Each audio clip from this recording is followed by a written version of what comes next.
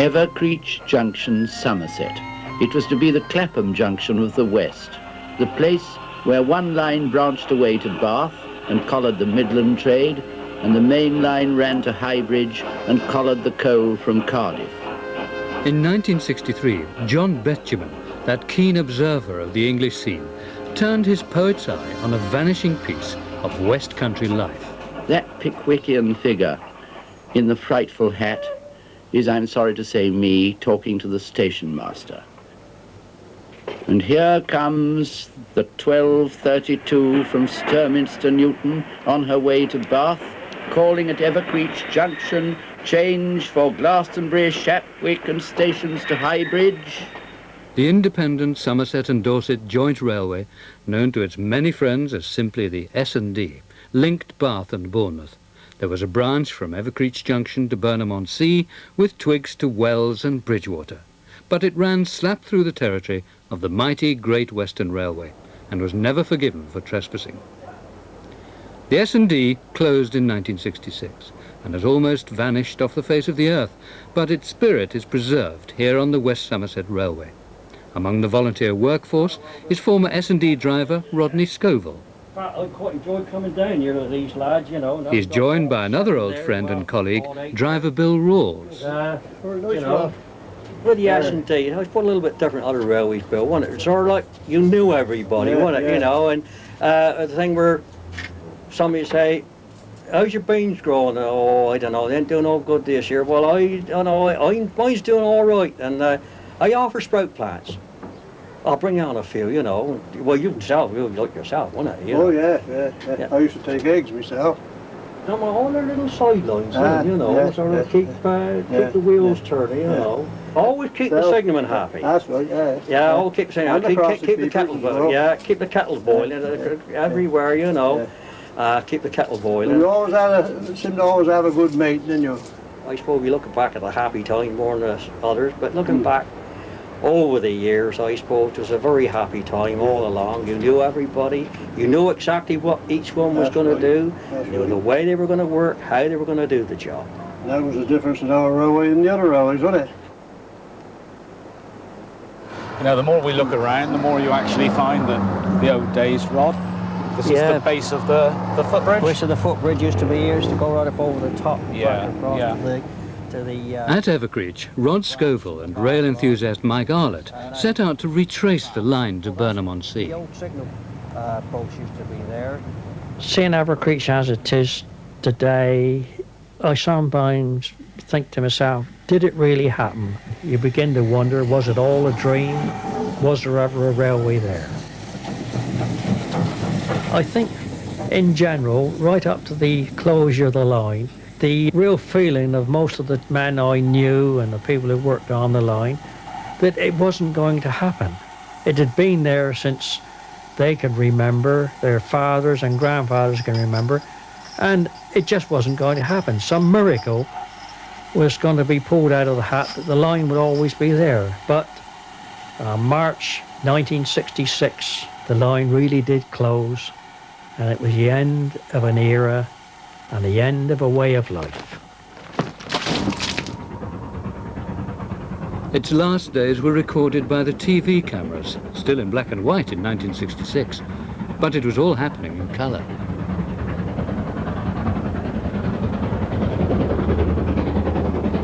Thanks to a few enthusiasts who used colour film, it's still possible to see the line as it really was. In the early 60s, Ivo Peters of Bath decided to record the line he loved before it was too late. His film survives as a vivid reminder of the steam age, a generation after the last train passed this way.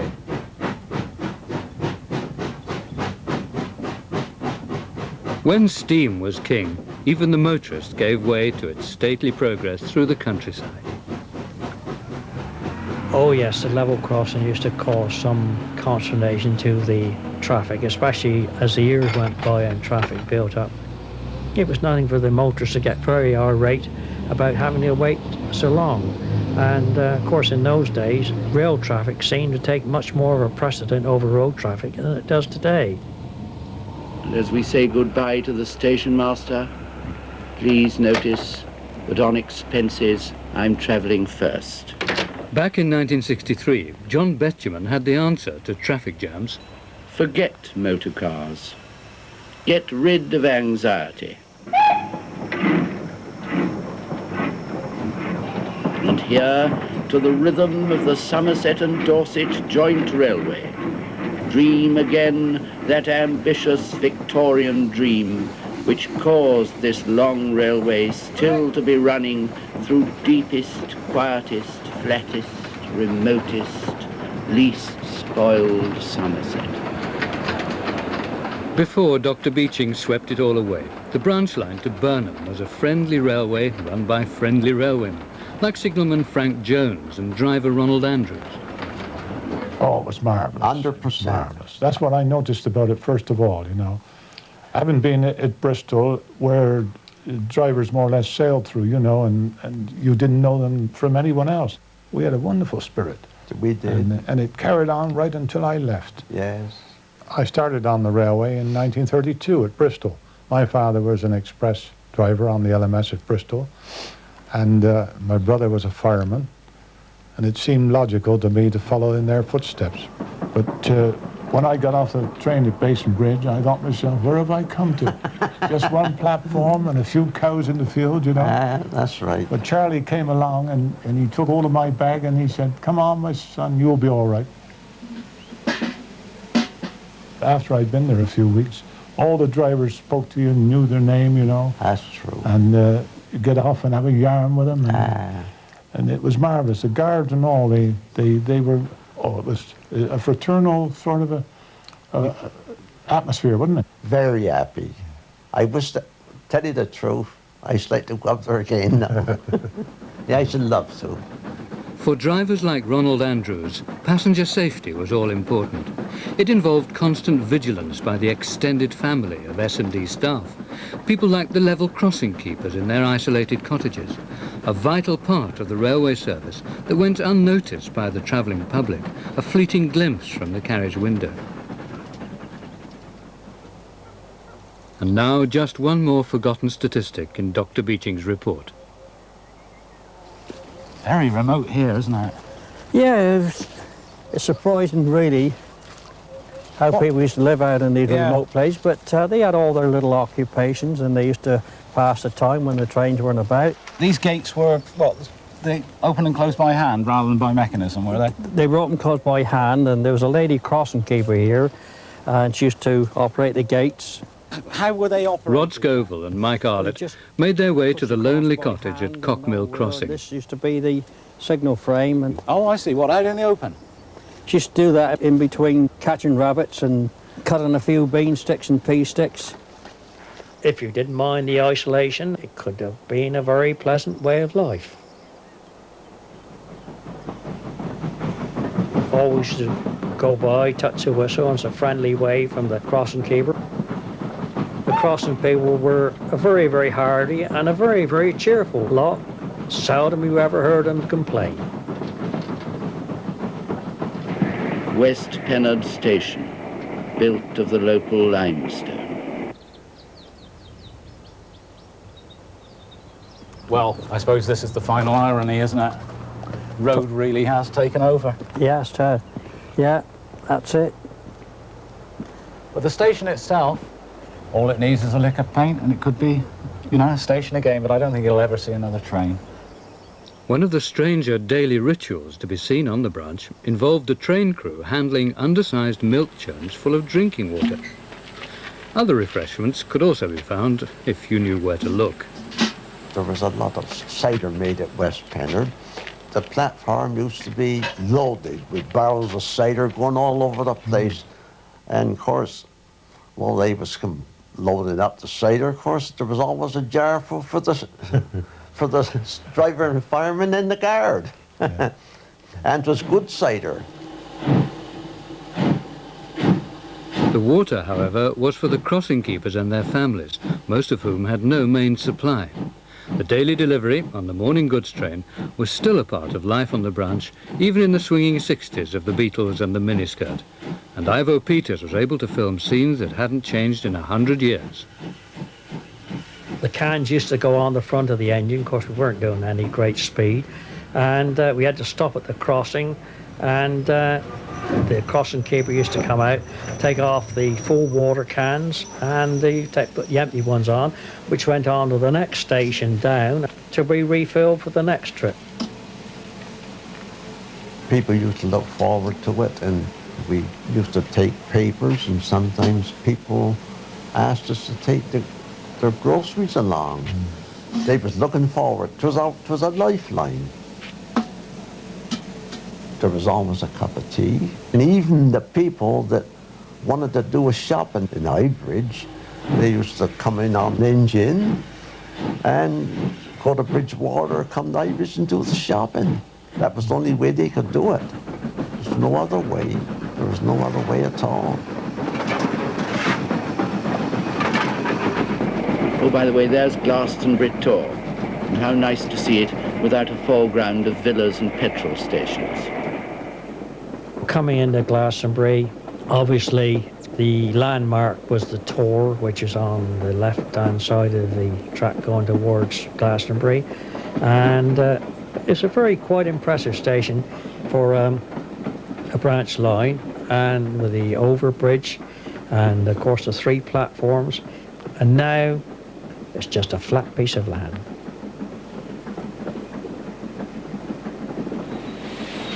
Glastonbury Station. I suppose the promoters of the Somerset and Dorset hoped that this place was going to become a vast industrial town. As the train, when it stops, waits here for 2 minutes, I always like to get out and have a look. There's always something to see in a railway station. Let's have a look at the waiting room. Gas light, solid furniture, Georgian tradition carried on into Victorian times.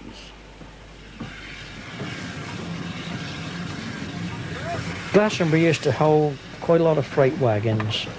Coal used to come in. Most of the traffic from Clark's, Son and Morelands, the shoe people and the leatherwork people used to all go by rail. And it was not until the end of the 50s and the early part of the 60s that traffic was taken off and went by road. And then, of course, we had the signal box there and the sidings over there, and coming along here over to this side. Seeing Glastonbury now, it is very, very much a scene of dilapidation and neglect. It's hard to believe that a lot of trains used to run in there, and we used to be there shunting.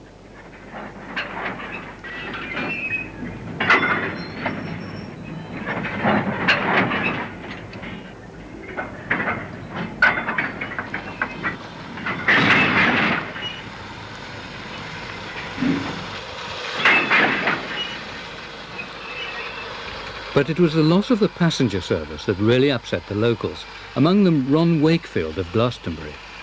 I read in the paper that they were thinking of closing the line, so I thought, I've got a camera, I'll see if I can get some shots of it before it goes, because I knew it was going to be some historical interest in years to come, and that's how I started on it.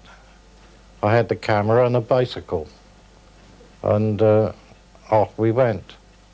When I started the film, and then I got the wife and daughter to come down off of the footbridge and walk up to the train and get in. That's what started it all off, really. We didn't have a car, and we had a little family, and it was always made so easy for you. I travelled mostly to Wells from Glastonbury every Saturday, and if I weren't there in time, the train would hold up for me, or I've even known it to stop for me to go across. That was the service you got. And then when I got there with the pram with the children in, they just lift the pram up into the goods van and I'd go up with it, you know, not to disturb the children. We didn't have much money, because everything seemed expensive, but it was the cheapest form of travel. So you can imagine how we missed it when it was closed down.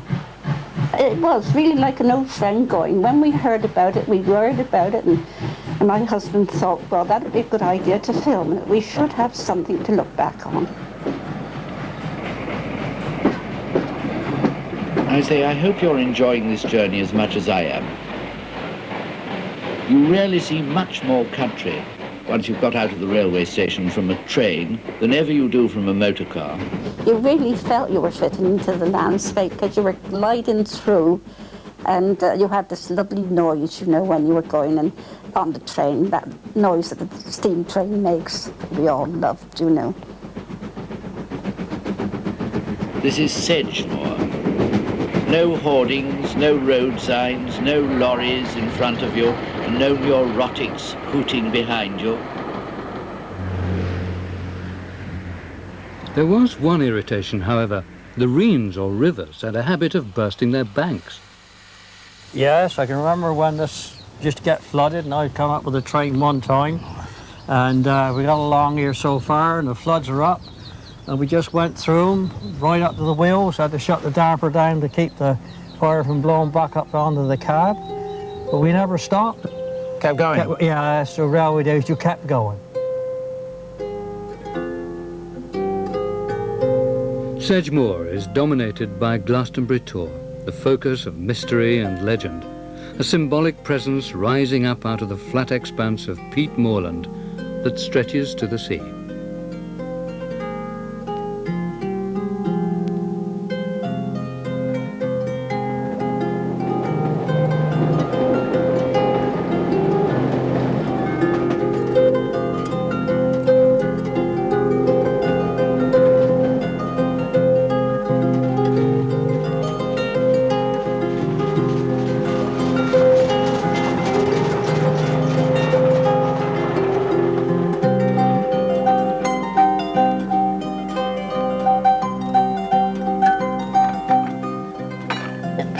Friendly trip. You'd go through all these small stations like Ashcott, Bridge and all, and the people was always there to wave to you, the peat workers and different ones, you know, that we got so much fun out of the actual travelling as well as when we got there. We were always glued to the window to watch every little thing as we were passing by, you know. Plenty of wildlife where there weren't people working. Of course, there's men and women working there on the peat, and of course they always got a huge laugh from us all, you know, waving to us, and you see all the withies growing, and you can see the pleasure we reap from it. Of course, you had the Reens running along each side of the track, and it was really speaking quite pleasant to go across there with a train. Springtime was a glorious time along the branch. To see the primroses growing on the bank and the various trees bursting into bud, it really was a wonderful sight. And if the engine wasn't too noisy, the different sounds of the birds and the different sounds of the countryside. But these rural charms were lost on the railway management. They saw only rising costs, falling traffic, and a government that preferred road haulage. Closures were bound to come. The only question was which lines should go. The Great Western successor, Western Region, was about to settle an old score. Meanwhile, other sounds disturbed the peace of Sedgemoor. Go away, you brute, you enemy of railways and comfortable travel. You know, I'm not just being nostalgic and sentimental and unpractical about railways. Railways are bound to be used again. They're not a thing of the past. And it's heartbreaking to see them left to rot, and to see the fine men who served them all their lives made uncertain about their own futures and about their jobs. They allocated the whole of the Somerset and Dorset to the Western region. And from that time on, traffic that was formerly run over the Somerset and Dorset was being diverted over the Western, and we didn't get the traffic at all. I could see that it was being deliberately done. A lot of railwaymen that had spent their life on the railway were very, very bitter. Let's face it, they'd given their best and they'd worked hard for very little money, really. Here's High Bridge, the end of the passenger line of the Somerset and Dorset, so I suppose I'd better get out. Highbridge was mostly concerned with the parcels traffic that used to come in on the trains from Glastonbury. Every parcel bag was full up with Clark shoes, wasn't it? Yes. The trains, such as we had, the passenger trains, connected at Highbridge with the western trains, didn't they? Yes, yes. But it seemed as soon as the western region got operating in charge of it, the trains were altered just that little bit, and people found themselves arriving at Highbridge on the western main line, and they had perhaps 2 or 3 hours to wait for one of our trains up the branch. Years ago, like you said, Frank, no, they used to wait for trains off the S&D. I did. And we used to wait for western trains going to Bournemouth and different places like that.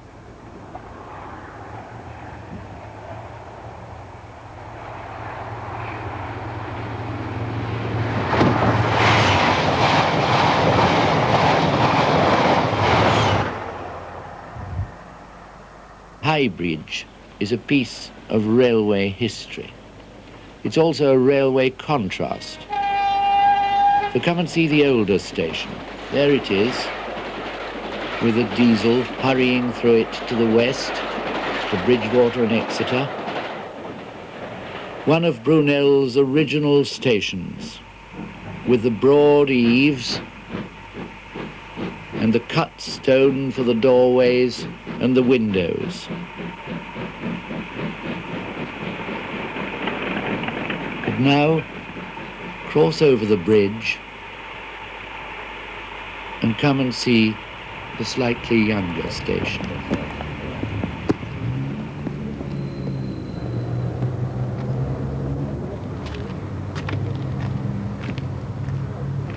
Yes, and somewhat different in the way of trains than what I used to remember as a boy, with the kings and the castles and the halls running through here.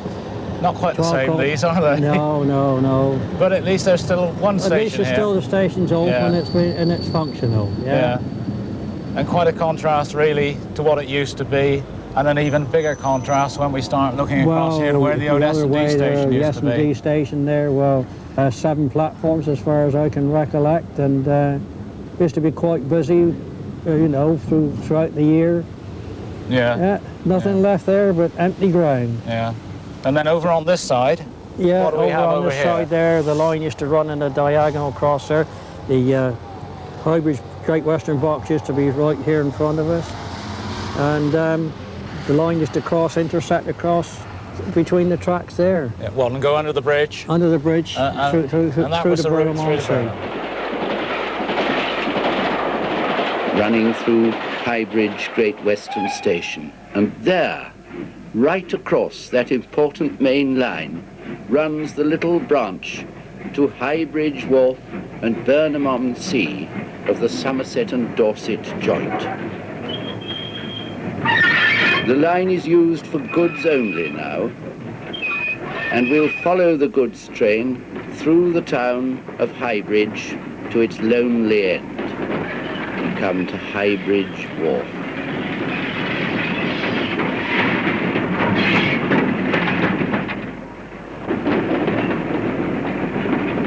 There it is, the place the Somerset and Dorset hoped to establish as an enormous port. The hope was partly realized. That's what it's like now. Highbridge Wharf, your hopes have died. They flow like driftwood down the tide, out into the open sea. Oh, sad, forgotten S&D.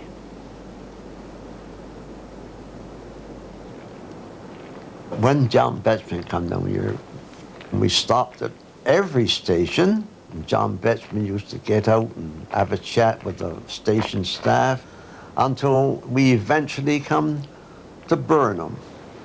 I couldn't get into the waiting rooms and the booking hall because they were locked. The Southern Railway renamed the place Burnham-on-Sea in a hope to attract railway traffic. It was so special because it was our one trip to Burnham each year with the Sunday school treats. all the way down, we had this sense of being very excited. You were overwhelmed with it all because it was the only mode of travel that we experienced in those days, barring a bicycle. And when we got near the seaside, as we say, we did open down the windows just to smell the smell of the sea, and we were getting near and that sort of thing. And the seagulls flying overhead, and so they were welcoming us as well, you know. I remember when he got out at Burnham, he shook hands and said cheerio, and he went up on the seafront, he jumped the boat, made a bit of a dance, he said, air like wine. Air like wine, yes. It's a beautiful seaside place.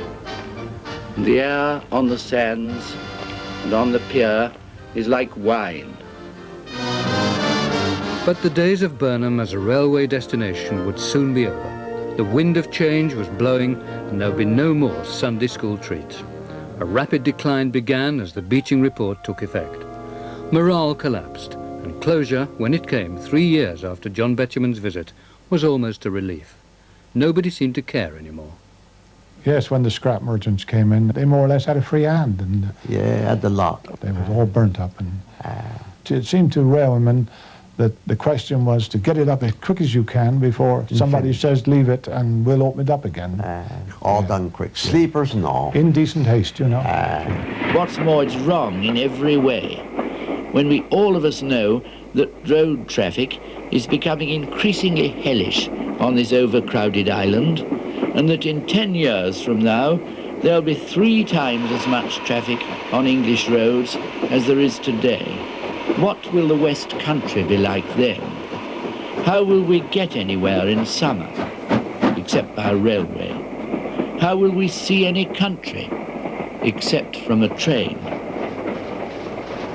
I think it's more than likely that we'll deeply regret the branch lines we've torn up and the lines that we've let to go to rot. Today, the M5 motorway blocks the trackbed of this railway, and exit 22 is now the junction for Burnham. Burnham-on-Sea. The Somerset and Dorset Railway brought you prosperity a century ago.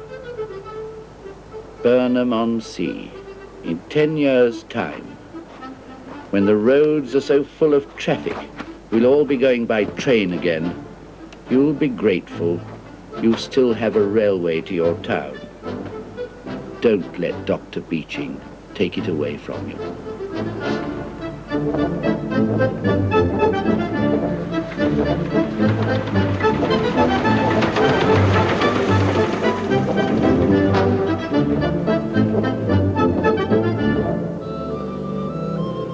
The going of that train was a real heartache. It really was to us people that had no car and not much money.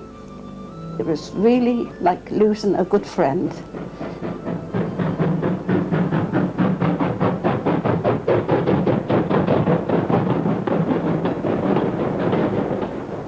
John Betjeman's journey from Evercreech to Burnham-on-Sea is available on a BBC video, Branch Line Railway, price £9.99.